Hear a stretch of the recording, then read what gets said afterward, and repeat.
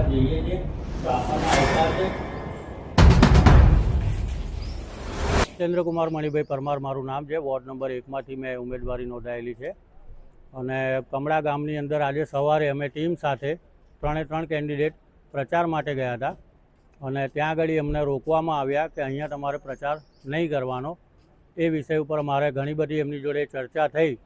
પછી સામે ચાલીને એ લોકોએ અમારી જોડે ઉગ્ર વાતાવરણ ઊભું કર્યું અને પછી મારા બાબાનો જ મોબાઈલ જબરદસ્તી એમણે ખેંચી લીધો અને એને તોડી નાખીને ફેંકી દીધો છે. એ તૂટેલો મોબાઈલ બી માગ્યા પછી બી એ લોકોએ અમારી સાથે ગારાગારી કરી, મારવાની ધમકી આપી, ગાડીઓ તોડી નાખવાની ધમકી આપી.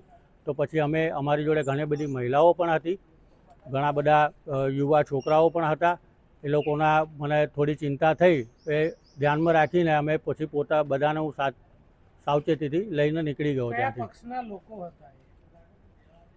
કોઈ એ લોકોના કેસ તો એવા કોઈ પહેરેલા હતા નહીં, પણ અમે તો કોંગ્રેસમાંથી લડીએ છીએ એટલે સામે તો વિપક્ષ કોઈ બી મજબૂત પાર્ટી હશે કે ગમે તે.